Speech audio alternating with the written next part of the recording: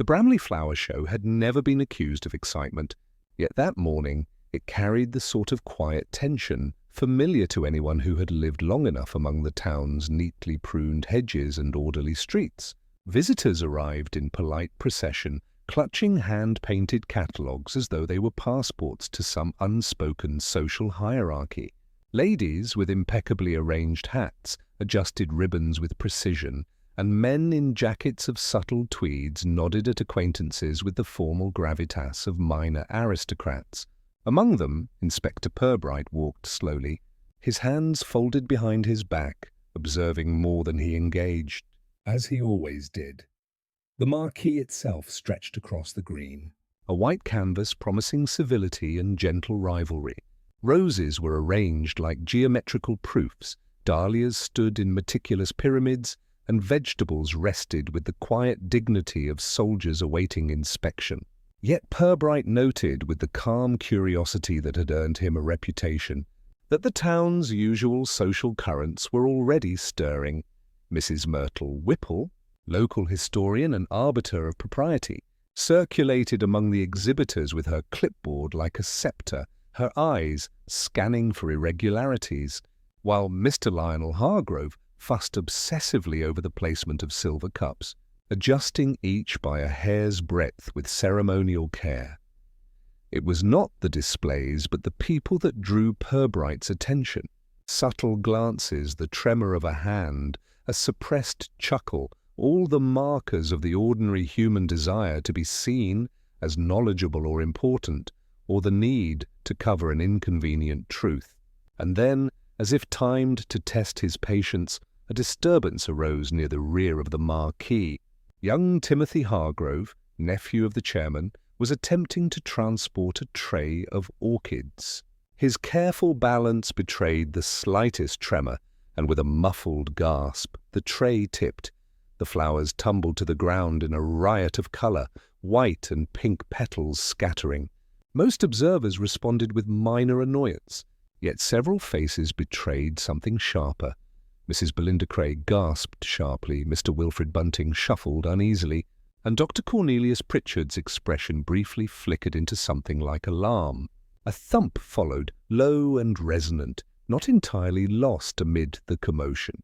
It came from the far aisle, where the largest pumpkin stood, and immediately a hush fell. Purbright stepped forward with measured calm. His eyes, unobtrusive, yet piercing, noted the disarray of the orchids, the subtle tremor in Timothy's fingers, and the reaction of the small crowd. And then he saw the body. Mr. Ernest Fallow lay sprawled between the pumpkin displays, unnaturally still, one hand reaching for an unremarkable prize. The crowd reacted with a mixture of horror and fascination, their polite murmurs rising in pitch. "Someone call for help," a voice suggested, though uncertainly. Purbright's own approach was understated. He neither rushed nor gestured, allowing the murmurs to swell around him. "Yes," he said quietly. "He is no longer among us, but there is no cause for disorder." He bent slightly to observe, noting at once the subtle details. Mr. Hargrove's glasses were skewed, Mrs. Whipple's lipstick smudged despite her meticulous nature, and Dr. Pritchard's usual composure cracked for the briefest of moments. Fallow's presence at the flower show had been unusual. Known as a man of council meetings and precise corrections, he had insisted on judging alongside the official committee. Purbright noted the circumstances with mild surprise, and more importantly, the small oddities. The silver ribbon on the adjacent pumpkin was tarnished. The heel of Fallow's shoe bore traces of soil from the service path behind the marquee, and a small folded piece of paper had fallen from his hand, landing near a puddle of spilled tea. Purbright instructed the bystanders to remain in place. He moved slowly, unobtrusively examining the scene. He allowed the hum of gossip to filter past, as he observed the small details others had ignored: the angle of the pumpkin, the minor scuff on the green carpet, the subtle tilt of Fallow's head. He noted the paper again, its hurried yet precise handwriting catching his attention. Already he understood that this was no ordinary accident, and that Bramley's gentle veneer had been punctured in a way that would not soon be repaired. The show, which had begun in the morning with gentle optimism, now carried the hushed, tense air of uncertainty. Bramley's citizens, though masters of polite curiosity, whispered of scandal, accident, and perhaps even malice, and Purbright, patient and observant, recognized that the threads of truth would emerge not through spectacle, but through human mannerisms, the inconsistencies in behavior, the small slips and tremors of civility that the townsfolk could not wholly conceal. With the sun angling low and the marquee's canvas stretching taut in the breeze, Purbright took his first deliberate steps into the investigation. The Bramley Flower Show, serene and picturesque only minutes earlier, had already begun to reveal its darker intricacies, and he knew that every subtle observation, every tremor, every glance, every minor indignity might hold the key to understanding what had truly happened to Ernest Fallow. And thus, the quiet machinery of a small-town mystery began to turn, unseen but inexorably, beneath the polite exteriors of Bramley's residents. The news of Ernest Fallow's sudden death spread through Bramley with the quiet inevitability of a slowly advancing fog. At first, it was just a ripple, Mrs. Whipple conferring in low tones with the treasurer of the Horticultural Society, Mr. Bunting's brief conversation with the postmistress, but soon the ripple became a tide. Neighbours who had strolled by only moments earlier now hovered at the edges of the marquee, eyebrows raised, voices hushed, each adding a subtle flourish to the story. Purbright observed them all, allowing the murmur of suspicion to settle around him like pollen in the autumn air. It was curious how quickly townsfolk transformed the trivial into scandal.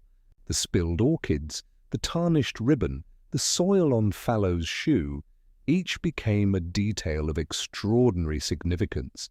Some whispered about a quarrel with Mr. Hargrove, others suspected a sudden collapse, and a few more audaciously hinted at an accident deliberately concealed. Purbright, moving quietly through the gathering, noted these speculations with professional detachment, noting which statements carried certainty and which trembled with personal bias. The flower show's officials, flustered but determined to maintain order, attempted to continue their duties. Mr. Hargrove fussed over the proper positioning of the pumpkins, as if the presence of a dead man could be ignored by geometry. Yet his movements were less precise, his hands shaking ever so slightly. Mrs. Whipple hovered near, muttering about the impropriety of judging a flower show while a corpse lay in the pumpkin aisle. Their anxiety, mundane yet revealing, provided Purbright with insights that a forensic report could never capture. Gossip travelled faster than any official communication. By mid-morning, the local grocer, Mr. Fenn, had informed his customers that Fallow had died of some sudden mischief, leaving the notion purposefully vague. The vicar, concerned for propriety, approached the marquee in slow, deliberate steps, offering prayers aloud in the hope that solemnity might calm curiosity. Meanwhile, Dr. Pritchard, ordinarily imperious, lingered near the edge, attempting to read the expressions of others rather than display his own emotions. Purbright noted each reaction, quietly storing the contrasts between what people said and the subtle cues of their anxiety. It was in this atmosphere of restrained hysteria that Purbright began to encounter the first hints of contradiction. Mrs. Belinda Cray, known for her punctilious manners, claimed to have seen Fallow arrive alone, yet another attendee swore he had been accompanied by a man carrying a small package. Mr. Bunting, after offering reassurance to a trembling exhibitor, muttered under his breath that Fallow had recently argued with someone about proper conduct, though he refused to elaborate. These minor discrepancies mattered, though no one yet suspected their significance. Purbright's own inquiry, begun quietly and politely, proceeded without urgency. He spoke with exhibitors, noting not only their testimony, but the nuances of delivery. the hesitation in Mrs. Whipple's voice, the subtle shrug of Mr. Hargrove's shoulders, the fleeting avoidance of eye contact from younger attendants. The inspector allowed them space to speak, gently prompting with neutral questions, never revealing the weight of his observations. In these exchanges he gathered more than facts. He collected behavioral clues, small fissures in the town's polished exterior. By mid-afternoon, the flower show's competition continued with cautious adjustment. Prizes were awarded with a strained cheerfulness, and participants attempted to carry on as though nothing had occurred, though the absence of Fallow's critical eye was keenly felt. Purbright, unobtrusive as ever, noted the unsteady pride in the winners' expressions, the subtle satisfaction of those relieved of scrutiny, and the discomfort of those whose reputations might be quietly tarnished. Meanwhile, the folded paper that had fallen from Fallow's hand remained untouched on the damp floor near the tea-stand. Its presence, innocuous to most, drew Purbright's attention repeatedly. The handwriting, both hurried and precise, hinted at urgency and purpose, though the content remained elusive for the moment. It was, he thought, precisely the sort of trivial detail that often revealed profound truth. Even as the afternoon waned, the town continued its quiet performance of normalcy. Children ran along the edges of the green, still drawn to the flowers' colours. Visitors murmured polite admiration at the dahlias and chrysanthemums, and the sun slanted through the marquee, illuminating petals and faces with equal impartiality. Yet beneath the calm, Purbright sensed a network of unease, a tension subtle enough to be ignored by all but the most observant. He concluded the day with an initial survey of the crowd's reactions, noting that the most disturbed were seldom those closest to the body, but rather those whose reputations or petty grievances might be implicated in some indirect way. Bramley's social web, intricate and finely balanced, had been disturbed, and each observer, aware or unaware, played a part in the unfolding story. By the time the marquee began to empty, Purbright had already sketched in his mind the outlines of the complex interactions that would shape the inquiry. Gossip, he knew, was more revealing than any immediate testimony. He would follow it patiently, allowing the town's own restless energy to draw out contradictions and confessions. The first stirrings of inquiry, he recognized, were not in statements or reports, but in the subtle, easily overlooked behavior of Bramley's citizens. As he walked back to his modest lodgings that evening, Purbright reflected on the curious juxtaposition of innocence and duplicity.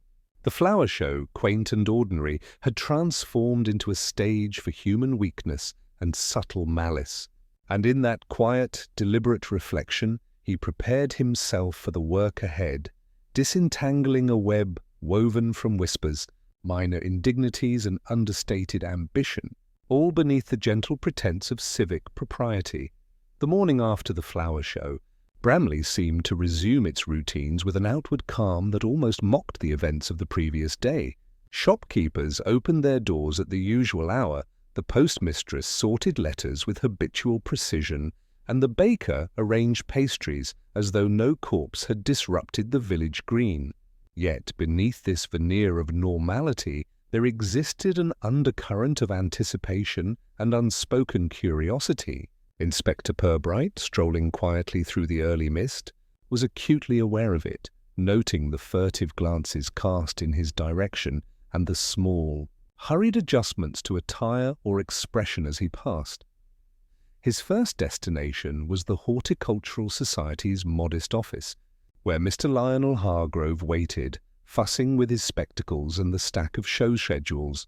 Hargrove, though anxious, maintained the decorum expected of a chairman. Purbright greeted him with his usual understated civility, allowing Hargrove to elaborate at length on the proceedings of the prior day. While Hargrove recounted the careful placement of ribbons and cups, Purbright's attention wandered to minor details: the imperceptible twitch of a finger, the repeated clearing of a throat, the occasional glance toward a dusty corner where trophies sat neglected. Next, Purbright visited Mrs. Myrtle Whipple, who, having heard of his intentions, greeted him with a mixture of indignation and relief. She led him through her meticulously catalogued records of past shows, commenting on the usual decorum and noting deviations with dramatic emphasis. Purbright listened, nodding politely, all the while observing the subtle tension in her shoulders and the quick, almost imperceptible shifts of her gaze when the subject returned to Ernest Fallow. Though she spoke at length about flowers, ribbons, and societal expectations, the inspector perceived that her concern lay less with horticulture than with the disturbance to social equilibrium. From Whipple, Purbright moved to Dr. Cornelius Pritchard, who offered his thoughts on Fallow's presence with a carefully measured air, his language precise and punctilious. Pritchard was observant, almost painfully so, and he made no effort to conceal the brief flash of disquiet that had crossed his face at the marquee. He mentioned minor details of the previous day, including Fallow's insistence on judging the prize pumpkins personally and the curious folding of a paper he had observed. Purbright made mental notes, storing impressions alongside the behavioral cues gathered elsewhere. The inspector's inquiries continued with careful, deliberate patience. He spoke with Mrs. Belinda Cray, whose account of events shifted slightly with each retelling, revealing tension between her recollection and the statements of others. The postmistress, the grocer, and even Timothy Hargrove, who seemed fidgety and uncertain, contributed to a gradually emerging pattern, contradictions small in isolation but suggestive of concealed motives or overlooked incidents. Purbright, methodical and unobtrusive, recorded them in his mind without ever indicating surprise. It was not merely the statements themselves that mattered, but the manner in which they were delivered. Hesitations, the avoidance of eye contact, a sudden shift in tone. These subtleties hinted at truths that were not explicitly spoken. Purbright noted the collective nervousness surrounding the tarnished ribbon and the soil on Fallow's shoe, though no one mentioned the folded paper. The significance of these small observations, he knew, would reveal itself in due course. By midday, Purbright had visited a number of peripheral witnesses, a young exhibitor embarrassed by a minor floral misalignment, an elderly volunteer who had observed Fallow from afar, and several members of the audience whose interest had been piqued by the disruption. Each provided small, seemingly trivial details, an offhand remark, a glance, a stumble in memory that combined to form a subtle mosaic of the day's events. The inspector concluded his round with a brief reflection on human behavior and social expectation. Bramley, he noted, was a town governed as much by propriety and subtle influence as by law or regulation. The death of Ernest Fallow had created not only a vacancy in the judging panel, but also a disturbance in the delicate fabric of civic courtesy. Everyone sought to interpret, defend, or embellish events in a way that protected their own position within the hierarchy. Purbright's approach was gentle but exacting. He allowed each individual to speak at length, never interrupting, yet guiding the conversation toward minor inconsistencies. His patience yielded dividends. Contradictions emerged naturally, unforced by interrogation, and the hidden tensions of the town became gradually visible. These were the threads that would later unravel the mystery, though none of the participants yet suspected that a seemingly trivial accident could conceal a far more deliberate act. As the afternoon waned, Purbright gathered his observations, organizing them mentally into clusters of motive, opportunity, and subtle behavioral cues. The folded paper, the tarnished ribbon, the displaced soil, and the various minor contradictions all formed a web of details that required careful attention. Each would play a role in the unfolding inquiry, though the townsfolk remained blissfully unaware of their significance. By evening, the inspector returned to his lodgings, his mind already tracing the lines of investigation to be pursued the next day. Bramley's citizens might believe that normality had been restored, that the flower show was merely a quaint misfortune, but Purbright knew otherwise. Beneath the polite facades, Beneath the murmurs and polite conjecture, there existed a network of small grievances, minor rivalries, and concealed ambitions that had contributed to the tragedy. His work, measured and deliberate, would be to disentangle these threads, slowly revealing the truth while allowing the town to maintain its fragile sense of decorum. By the third morning, after the flower show, Bramley had settled into a cautious rhythm. Shops opened on schedule, the church bell chimed with measured civility, and conversations along the high street carried the familiar undertone of restrained gossip. Yet, underneath the surface, a subtle tension lingered, one that drew curious glances toward the horticultural society and the pumpkin aisle where Ernest Fallow had met his end. Inspector Purbright, as always, moved quietly, observing the delicate interplay of concern and curiosity among the town's residents. The first person to attract genuine scrutiny was Timothy Hargrove, the chairman's nephew whose nervous energy had increased with each retelling of events. He maintained the polite deference expected of a young man, yet his manner betrayed a tension that was impossible to conceal entirely. Purbright approached with his habitual calm, inviting Timothy to recount his version of the day without interruption. The boy spoke of balancing trays, startled movements, and the confusion that followed Fallow's collapse. Yet in his narrative there were pauses that suggested selective memory, hesitations that betrayed embarrassment or possibly something deeper. Other members of the flower show committee began to whisper privately, speculating on Timothy's role in the mishap. Some framed it as unfortunate coincidence. Others hinted at more deliberate interference. Mr. Hargrove himself, though publicly supportive, seemed to struggle with the mixture of responsibility and guilt that accompanied his nephew's involvement. Purbright listened without comment, aware that the town's collective suspicion was already coalescing around the young man, even as no clear evidence yet existed. The inspector's attention shifted to minor details easily overlooked by the anxious townsfolk. Timothy's shoes bore traces of soil consistent with the route behind the marquee, yet there was no evidence that he had moved deliberately toward Fallow's path. His hands, though trembling slightly, showed no marks suggesting physical struggle. And yet the folded paper, still absent from public knowledge, remained a critical element, its significance unrecognized by all except Purbright. As the day progressed, the whispers grew louder. Conversations at the grocer's and in the post office painted Timothy as careless, or in some more inventive accounts, resentful of Fallow's insistence on judging the pumpkins. Mrs. Whipple and Mr. Bunting exchanged remarks behind closed doors, drawing subtle links between Timothy's nervousness and the events of the flower show. Purbright noted the connections, aware that public perception often amplifies minor flaws into perceived guilt. Even Dr. Pritchard, typically composed and precise, allowed himself a remark regarding Timothy's apparent anxiety. Though couched in polite concern, this observation, though indirect, contributed to the emerging narrative that a single individual, inexperienced and awkward, might inadvertently have caused the tragedy. The inspector, however, withheld judgment, understanding that the town's inclination to simplify events could obscure the truth rather than illuminate it.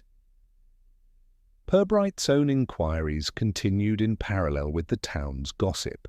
He spoke again with Mr. Hargrove, whose accounts, while detailed, contained subtle contradictions when compared with Timothy's. A difference in timing here, a slight inconsistency in direction there, none significant alone, but together they created a pattern that demanded careful scrutiny. Likewise, minor discrepancies in the recollections of peripheral witnesses, Mrs. Cray, the postmistress, and a few exhibitors, hinted at nuances the town had not yet fully grasped. By evening, the narrative of the flower show's disruption had coalesced into a tidy, though superficially convincing conclusion. Timothy Hargrove, nervous and inexperienced, had inadvertently caused Fallow's fall, and the ensuing chaos was a product of unfortunate circumstance rather than malice. The town, eager for simplicity, embraced this explanation, discussing it in hushed tones and nodding at the appearance of logic. Purbright, however, noted the hazards of accepting this first impression. While Timothy's discomfort was genuine, the evidence that would ultimately distinguish accident from intent was still to be revealed. The inspector reflected on human behavior, understanding that the apparent simplicity of a story often concealed deeper currents of rivalry, frustration, and secrecy. He resolved to continue observing, quietly gathering small inconsistencies and behavioral cues that would eventually illuminate the truth behind Fallow's death. As darkness settled over Bramley, Purbright returned to his lodgings, mentally cataloguing the day's observations. Timothy Hargrove remained under polite suspicion, yet the inspector sensed that the first obvious conclusion would not withstand close examination. Bramley's residents, eager for closure, might accept the convenient narrative, but Purbright knew that subtle details, the paper, the tarnished ribbon, the precise nature of Fallow's positioning would demand patient attention. He understood that the quiet unraveling of the mystery required not hasty accusations, but careful, deliberate inference. By nightfall, the town's streets were nearly empty, lit by the gentle glow of street lamps reflecting on the damp pavements. Purbright's thoughts lingered on the day's inquiries and the myriad small contradictions that had begun to emerge. Bramley, with its polite facades and hidden resentments, had provided its first suspect, yet the truth remained concealed beneath layers of gossip, propriety, and human weakness. And Purbright, ever patient and observant, knew that the coming days would reveal much more than the townsfolk yet imagined. The following morning, Bramley awoke to an air of polite speculation, tinged with unease. Shop windows reflected a soft autumn light, and the gentle hum of routine belied the subtle tension lingering from the flower show. Inspector Purbright, walking along the high street with his customary deliberation, noted the faint traces of whispered theories already taking root. Conversations were careful, measured, yet beneath them danced the curiosity and anxiety of a town collectively piecing together events it could scarcely comprehend. Purbright's attention, however, was drawn to something that might have seemed inconsequential to most. Returning to the marquee to revisit the site of Fallow's fall, he examined the arrangement of the pumpkins, the faint scuff marks on the aisle, and the precise orientation of the silver ribbon on the prize pumpkin. It was in these minute observations that the first oddity emerged, a single, partially obscured footprint in soil not matching any of the show participants' shoes, distinct in its depth and angle. Small though it was, it suggested movement and presence unaccounted for by prior accounts. Meanwhile, the town's conversations continued to orbit Timothy Hargrove, whose unease had become a topic of mild gossip. Purbright observed the collective eagerness to assign blame, noting how easily a convenient target distracted from the deeper complexity of the day's events. Yet, even in his polite interviews, he detected inconsistencies. A volunteer who had claimed to see Timothy at a certain location admitted uncertainty when pressed, and the supposed trajectory of Fallow's fall seemed slightly misaligned with other recollections. Returning to the folded paper, Purbright finally unfolded it with careful attention. The script, precise yet hurried, contained a note that appeared mundane at first glance, a reminder to inspect the pumpkin displays more closely. But the phrasing, choice of words, and subtle emphasis hinted at deliberate intent. Even the punctuation seemed precise, suggesting that its author was conscious of its eventual discovery. This minor detail, trivial to any observer, drew the inspector's attention with the weight of significance. As he continued to survey the marquee, Purbright began cross-referencing behaviors. Mrs. Whipple's meticulous oversight, Mr. Bunting's nervous deference, and Dr. Pritchard's imperceptible hesitation all seemed innocuous until aligned with the footprint and the paper. These minute clues, when combined, suggested that Fallow's fall had not been entirely accidental, and that someone had acted with careful subtlety to avoid immediate detection. By midday, the inspector had spoken again with Timothy, encouraging him to recount movements and interactions in detail. The boy's account remained broadly consistent, though slight hesitations betrayed his nervousness and the town's perception of his guilt. Yet Purbright noticed that none of the details he provided could account for the footprint or the subtle placement of the folded note. This trivial yet odd set of observations was beginning to redirect the inquiry, revealing that the first obvious suspect might not, in fact, hold the key to the mystery. Meanwhile, whispers in the town grew more imaginative. Bystanders speculated that the fall might have been an elaborate accident or even a minor act of malice disguised as a mishap. Purbright, however, dismissed such theories in favor of the subtler, evidence-based approach. He recognized that the interplay between public conjecture and private behavior often concealed the real story, which revealed itself only to those patient enough to notice the smallest inconsistencies. As afternoon descended, Purbright methodically revisited the exhibition stands, examining the alignment of the flowers and the trajectory of spilled orchids. The footprint, slightly smudged but still discernible, became a focal point for his thoughts. Combined with the content and careful placement of the folded note, it hinted at an orchestrated element behind Fallow's demise, a nuance almost invisible to the town yet profoundly significant to the observer trained to see beyond appearances. By evening, the inspector returned to his lodgings, mentally cataloguing the day's findings. Bramley's citizens remained convinced of Timothy's culpability, content with a tidy explanation. Yet Purbright, patient and quietly analytical, understood that the real narrative had begun to emerge through minor, almost imperceptible details: a footprint out of place, a folded paper hinting at deliberate action, and the subtle behavior of those who had seemed most composed. He knew that the next steps would require careful observation, patience, and a willingness to see what others were eager to overlook, for the trivial but odd details often carried the weight of truth in Bramley's delicate social tapestry. By the following morning, Bramley had settled into the curious rhythm of a town observing its own fissures. Conversations in the bakery, the grocer's, and along the high street now carried an undercurrent of cautious speculation. The first obvious narrative, Timothy Hargrove's nervous mishap, was beginning to feel too neat for some, and murmurs suggested that other hands might have been involved, unseen but influential. Inspector Purbright, walking quietly through the streets, observed the manner in which the townsfolk navigated this uneasy atmosphere, noting gestures, glances, and the subtle tension that had begun to accumulate around a wider circle of residents. Purbright's inquiries naturally broadened. He called upon Mr. and Mrs. Cray, whose view of events suggested curiosity tempered with thinly veiled moral assessment. They recounted minor observations: an unfamiliar face glimpsed near the marquis's rear, a whispered exchange over the silver cups, and a momentary disagreement regarding the placement of chrysanthemums. Though these seemed trivial, to Purbright they were threads in a complex tapestry of social interaction, each hinting at private motives and small resentments previously unnoticed. Other characters emerged gradually.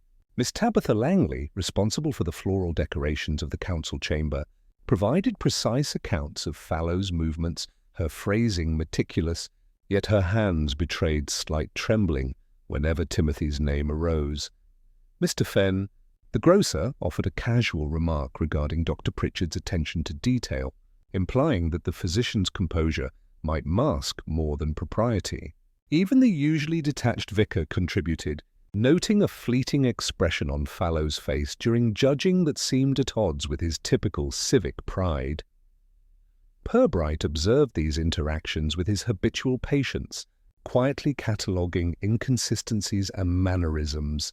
He noted subtle rivalries surfacing among exhibitors, polite attempts to assert authority, and minor affronts disguised as casual conversation. Each contributed to an expanding field of potential motivations, reminding him that a seemingly simple accident could easily involve multiple threads of ambition. Envy or long-standing grievance, the footprint and the folded note, already central to his prior reflections, began to connect with the newly emerging behavioral cues. A particular alignment of gestures, the quick avoidance of eye contact when specific names were mentioned, and the nervous manner in which certain individuals recounted mundane details, all suggested the presence of concealed knowledge. These indicators, though easily overlooked by untrained observers, provided Purbright with a more nuanced understanding of the dynamics that had culminated in Fallow's death. Evenings in Bramley were quiet, yet charged with subtle tension. Residents spoke in lower tones, and gatherings became occasions for careful observation rather than unrestrained gossip. Purbright, moving discreetly among them, noted who lingered with whom, which faces carried anxiety, and which expressions hinted at secrets carefully protected. By cataloguing these behavioral nuances, he began to outline the complex interplay of personal grievances, ambitions, and concealed resentments that intersected around the flower show. By late afternoon, the inspector had revisited the scene of the fall, aligning observed behaviors with the physical evidence. Minor details, such as the precise angle of a displaced ribbon, the position of a recently polished trophy, and subtle traces of soil leading toward the service gate, suggested that the event had involved more than a single clumsy hand. Observing the town's reactions to these details, Purbright noted that the field of potential involvement extended beyond Timothy Hargrove, encompassing several individuals whose reputations, while outwardly respectable, might mask subtle motives. As evening descended, he reflected on the town's layered social structure. Bramley's apparent tranquility was a carefully maintained facade, concealing minor rivalries and private grievances that had long simmered beneath polite civility. The inspector understood that the truth would emerge not from dramatic confession, but from careful attention to human behavior, the nuanced signals of guilt and discomfort, and the alignment of small, often overlooked clues. By the time he returned to his lodgings, Purbright's mind had begun to map the expanding network of suspicion. The town's initial focus on Timothy Hargrove had been convenient but superficial. Now, with new participants in view, the complex web of motivations and interactions was beginning to clarify. The subtle interplay of gestures, glances, and minor inconsistencies suggested that Fallow's death had been influenced by multiple factors, some accidental, some deliberate, and others hidden beneath the veneer of ordinary civility. Purbright resolved to continue his patient, understated investigation, knowing that each additional observation would refine his understanding. Bramley, with its careful propriety and concealed tensions, was gradually revealing its secrets, and within that quiet complexity lay the true pattern of events, waiting for the inspector's methodical attention to uncover what the town itself had yet to comprehend. The morning air in Bramley carried an unusual briskness, as though the town itself sensed that events were not yet settled. The flower show had ended days before, yet the streets, cafes, and high street shops remained thick with quiet tension. Inspector Purbright, strolling unobtrusively along the cobbled lanes, noted the subtle nervousness that had begun to ripple among the townsfolk. Eyebrows rose slightly, hands lingered on railings or handbags, and the faint rustle of whispered conjecture accompanied almost every interaction. The second incident occurred without ceremony. At the council chamber, where the flowers from the show had been temporarily displayed, a minor explosion of commotion erupted. A prized arrangement of chrysanthemums carefully positioned on the judge's dais had toppled over. It was a seemingly trivial accident, yet the impact on local sentiment was profound. Residents clustered immediately, murmuring about sabotage, carelessness, and even foul play. Purbright, approaching with quiet deliberation, noted that the collective reaction was less about the flowers than the disruption to the town's fragile equilibrium. His attention was drawn to Mrs. Whipple, who examined the fallen arrangement with a mixture of horror and indignation. Her eyes flickered momentarily toward Dr. Pritchard, who adjusted his spectacles and muttered something about unexpected consequences. Even Mr. Hargrove appeared unsettled, though he maintained the veneer of calm. The inspector observed these reactions carefully, noting who appeared genuinely perturbed and who seemed more concerned with appearances. Purbright's examination of the scene revealed minor inconsistencies. The arrangement had not fallen from a weak pedestal. The dais bore small scuff marks suggesting contact with an object or foot. A small smudge of soil on the wooden floor mirrored the footprint previously noted at the flower show, though it was less distinct. Nearby, a fragment of folded paper, identical in size and type to the note found with Fallow, lay partially hidden beneath the overturned display. These minute clues suggested a deliberate sequence rather than random mishap, a subtle orchestration imperceptible to most observers. Residents began to speculate freely, their theories blending triviality with plausible inference. Some claimed that Timothy Hargrove's nervousness might extend to mismanagement of floral displays, while others hinted that Dr. Pritchard's clinical detachment masked deeper involvement. Miss Langley, for her part, appeared flustered, claiming that someone must have bumped the dais accidentally, though her quick glance toward the fallen flowers suggested awareness beyond casual observation. Purbright catalogued each reaction, noting the inconsistencies and the slight dissonances in timing and gesture. The second incident shifted the inquiry's direction. The apparent simplicity of Timothy's involvement no longer sufficed. The footprint, the folded paper, and the precise timing of the disturbance indicated that multiple factors or actors might have influenced the events at the flower show. Bramley, outwardly polite, was revealing itself as a complex network of ambition, rivalry, and carefully concealed tensions. Purbright conducted brief, deliberate interviews with those nearest the dais, allowing them to recount events while observing micro-expressions, the subtle hesitation of speech, the tilt of the head, the quick avoidance of eye contact. Even small details, the direction of a swept glance or the pressing of fingers to lips, provided insights unavailable through direct questioning. The inspector's mind, methodical and patient, began to link these subtle cues to prior observations, slowly weaving a coherent picture beneath the superficial disorder. By afternoon, it was evident to Purbright that the second incident was not merely an echo of the first. It introduced fresh ambiguity, suggesting that the initial accident or fall might have been influenced, even orchestrated, by someone attuned to the town's predictable reactions. The interplay of behavior, physical evidence, and residual tension created a web far more intricate than anyone yet imagined. As dusk settled over Bramley, Purbright reflected on the two events. The first had seemed straightforward, a young man's nervousness, an unfortunate accident, but the second incident introduced patterns and minor details that undermined easy conclusions. The town's polite gossip now encompassed multiple actors and motives, yet the true orchestration remained concealed. The inspector, as ever patient and observant, understood that the subtle, almost imperceptible cues held the key.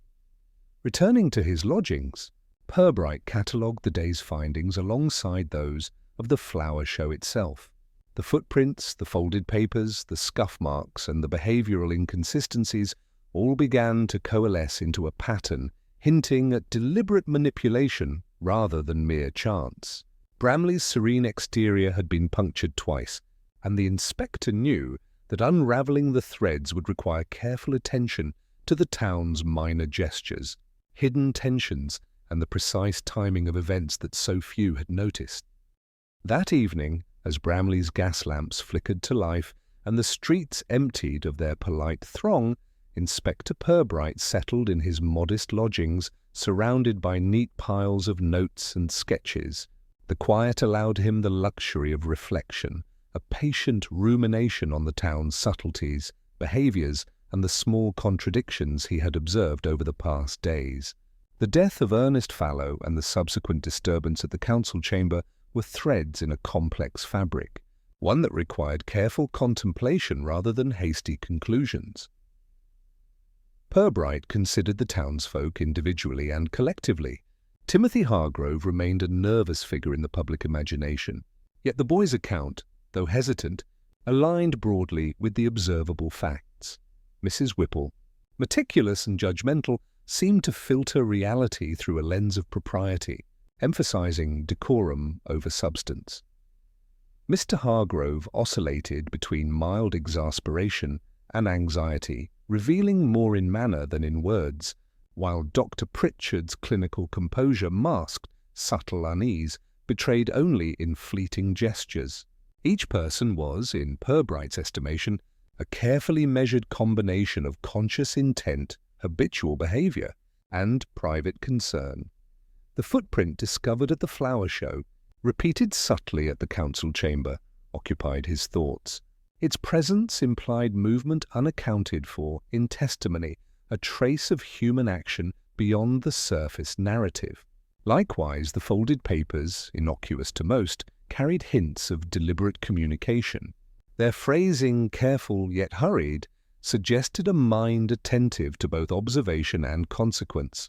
These small details, he mused, were more revealing than overt statements. Human intention often hid beneath trivialities, detectable only through subtle patterns. Purbright's reflections extended to the social dynamics at play. Bramley, outwardly a picture of civic propriety, was a town governed by private hierarchies, minor resentments, and the gentle enforcement of conformity. Accidents or disturbances were never entirely random. They interacted with these currents, amplifying minor rivalries into significant tension. Fallow's death, while tragic, was a catalyst exposing the network of relationships, obligations, and ambitions that composed the town's understated social machinery. He considered the behavior of witnesses, the volunteers' fleeting hesitations, the exhibitors' careful phrasing, the subtle avoidance of certain topics, all pointed to consciousness of social perception. People were both actors and observers, constrained by expectation and yet responsive to opportunity. Purbright noted that these dynamics, though delicate, offered the clearest path to understanding. While evidence such as footprints and papers suggested physical action, it was behavior and reaction that would illuminate intent. As the night deepened, the inspector organized his observations mentally.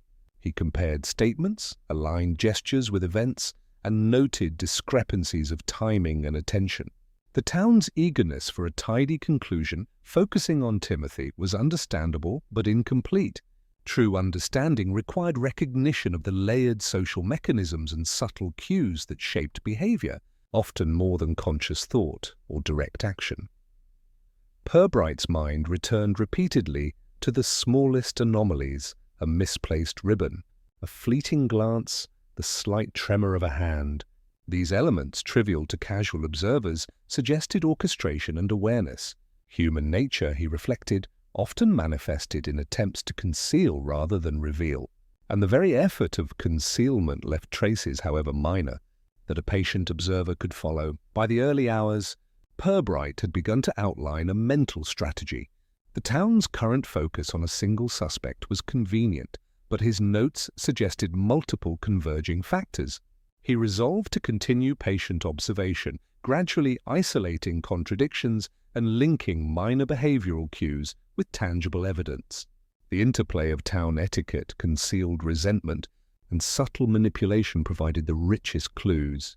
And it was within these small but telling gestures that the next steps of the investigation would reveal themselves.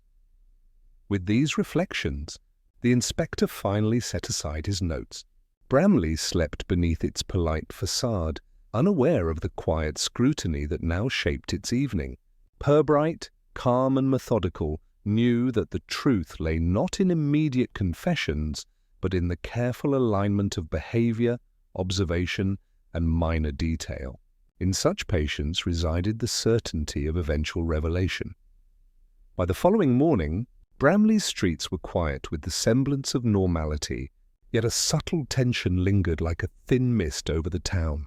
Inspector Purbright, as always, moved with deliberate calm, aware of the nuances in posture, expression, and casual interaction. Today, however, his purpose was more specific. He intended to observe the subtle reactions of those he suspected might have had a hand, whether direct or indirect, in the death of Ernest Fallow. The opportunity presented itself at the Horticultural Society's offices, where Purbright invited several key figures under the pretense of reviewing exhibition records.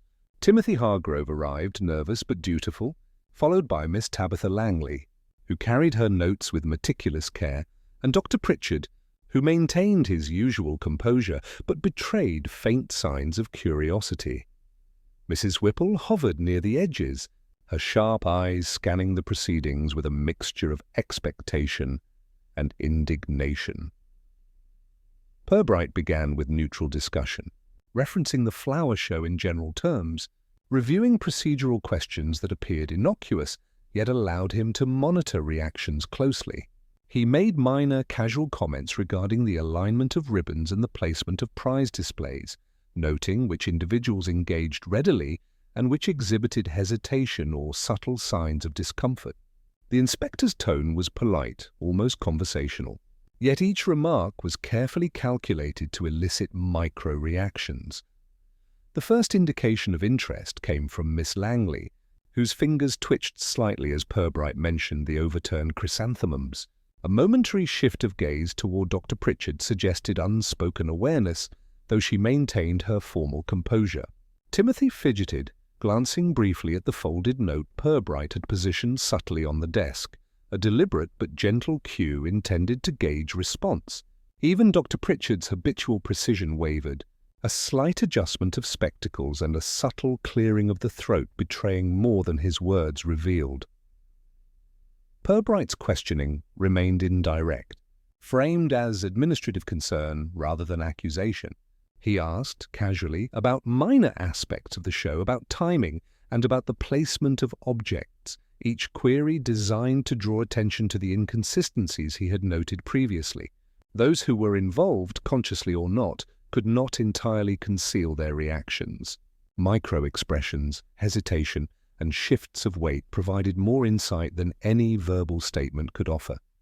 The inspector observed the interplay carefully, cataloguing the alignment of gestures with previously recorded details. The footprint, the folded note, the minor displacements of ribbons and trophies, all now interacted with human behavior, revealing the tension between public composure and private knowledge. Each subtle response he recorded added to a mosaic that, while invisible to others, was becoming increasingly clear to him. By mid-morning, the effect of the test was evident. Timothy's anxiety persisted, though within expected bounds, while Miss Langley's occasional flinches and Dr. Pritchard's small, precise adjustments suggested awareness beyond ordinary observation. Mrs. Whipple's sharp commentary remained, yet even she failed to notice the nuances that Purbright noted with deliberate patience. The experiment confirmed what the evidence alone hinted, that the circumstances surrounding Fallow's death involved a level of deliberate orchestration and knowledge beyond the first obvious assumptions. As the session concluded, Purbright allowed the participants to depart politely, leaving each to their own reflections.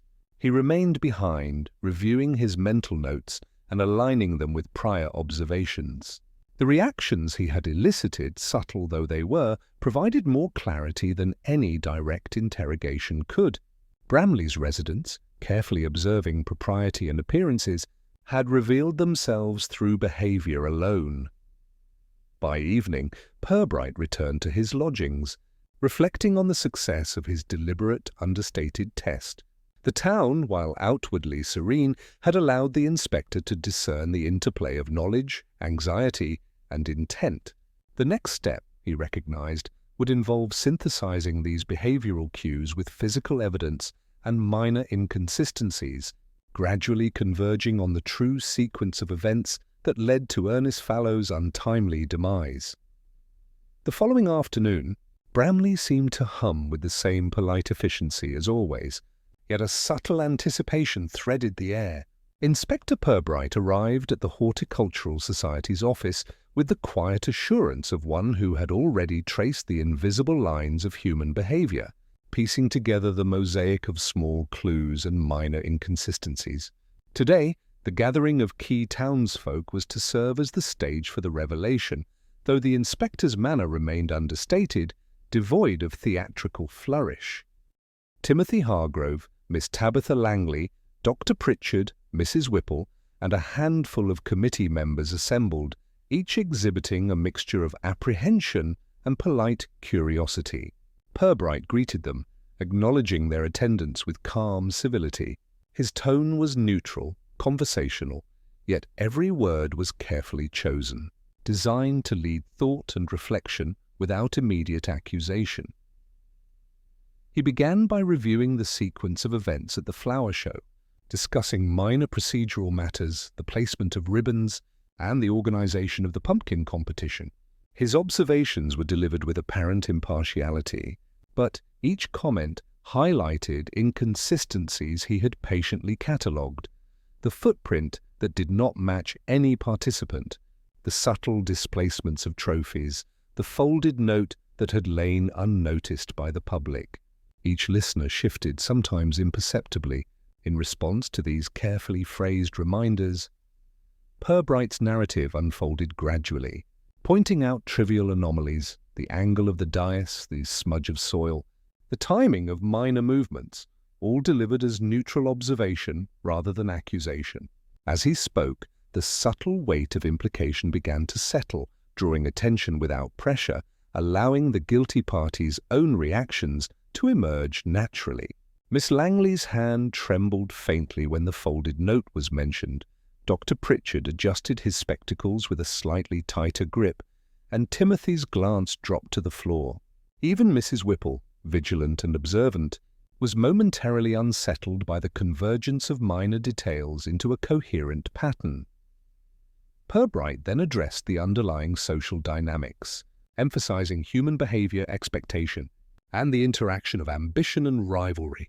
He reminded the group of the town's carefully maintained civility, the ease with which appearances could mask private intentions, and the subtle but telling traces left when propriety faltered. Each observation linked previously scattered evidence, micro-expressions, hesitations in testimony, minor discrepancies in timing, and physical traces at both the flower show and council chamber.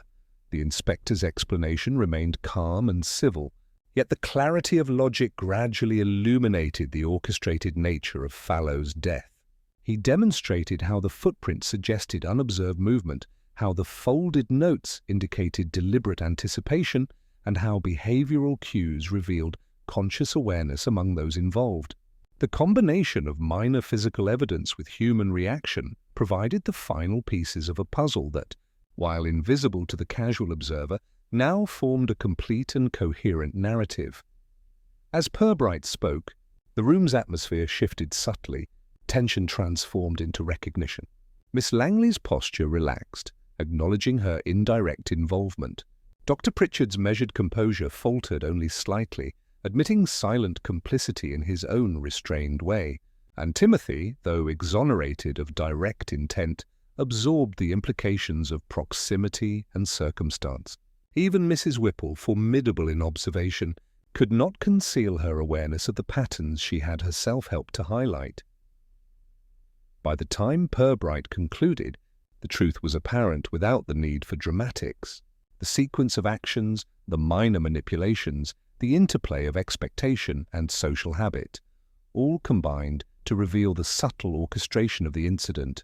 Each person understood their part in the events, whether by direct influence, inadvertent participation, or observant complicity, and the room settled into a quiet comprehension that the inspector's methodical patience had unveiled. As the townsfolk departed, the air of polite civility returned, tinged with reflection. Bramley's streets, still orderly and composed, carried the residual awareness that beneath appearances, human behavior, and subtle intent had shaped events more profoundly than anyone had imagined. Purbright, alone once again, reviewed his observations and noted the satisfaction of resolution. aware that justice in Bramley required not dramatics, but measured understanding, quiet inference, and careful observation. The morning after the final explanation, Bramley resumed its measured routines with a sense of polite normality. Shopkeepers arranged wares with the same care, the postmistress sorted letters with practised efficiency, and children played along the high street as if the disturbances of the flower show had been a distant dream. Yet beneath the surface, a subtle awareness lingered, a quiet acknowledgement among townsfolk that events had unfolded beyond ordinary expectation, and that their own roles, however minor, had been observed and understood. Inspector Purbright moved through the town with his customary unhurried grace, noting the soft shifts in behavior and the slight relief mingled with residual tension. Faces that had once carried curiosity or anxiety now reflected measured reflection. Conversations were quieter, more thoughtful. The social dynamics of Bramley, once momentarily unsettled, had begun to realign, guided by understanding rather than speculation. Those directly involved in the incidents of the flower show and council chamber adjusted to their positions with discretion. Timothy Hargrove, though relieved of direct blame, carried a quiet awareness of how proximity and circumstance had influenced perception. Miss Tabitha Langley resumed her duties with meticulous care, tempered now by the knowledge of subtle involvement. Dr. Pritchard maintained his composed exterior, yet the faintest nuance in gesture betrayed the recognition of oversight and responsibility. Mrs. Whipple, vigilant as ever, moved through the town with sharp observation, her awareness of minor intricacies heightened by the recent events. Purbright revisited the flower show site and council chamber briefly, noting the lingering traces of soil, the orientation of ribbons, and the arrangement of trophies. Each detail, though seemingly minor to the untrained eye, had played a role in revealing the deeper patterns of human behavior and the subtle orchestration underlying Fallow's death. The town's collective calm masked the careful balance between public propriety and private understanding, a balance that Purbright now appreciated fully. Conversations among residents took on a new tone. Remarks that might once have carried judgment now reflected measured curiosity and polite restraint. Individuals acknowledged the events without sensationalism, understanding that minor actions, unconscious glances, or inadvertent missteps had shaped perception as much as any deliberate intent. The network of subtle cause and effect that Purbright had traced now guided the town's social equilibrium, restoring civility while preserving the lessons of observation and consequence. By late afternoon, the inspector returned to his lodgings, his mind cataloguing the final interactions and behaviours of the day. Bramley's citizens, while outwardly composed, had absorbed the nuanced understanding of cause, effect, and human nature that underpinned the recent incidents. Each minor tension, rivalry, and gesture had been acknowledged consciously or unconsciously, and the town had re-established its rhythm. Informed by quiet reflection rather than alarm, Purbright, seated at his desk, reviewed the sequence of observations, footprints, folded papers, and behavioral cues, noting the elegance of the patterns that had emerged. Justice, in the form of clarity and comprehension rather than spectacle, had been achieved. The small town returned to its daily routines, subtly transformed by awareness and reflection, while the underlying mechanisms of propriety, rivalry, and observation continued their quiet, invisible work. As dusk fell over Bramley, the streets were calm, the lamplights casting gentle glows on pavements and shop fronts. Purbright prepared his notes, neatly ordered for the final administrative steps, knowing that the town's social fabric was restored, yet forever slightly altered by what had been revealed and understood. Bramley, outwardly unchanged, carried within it the delicate echoes of truth, subtle and enduring, visible only to those patient enough to perceive.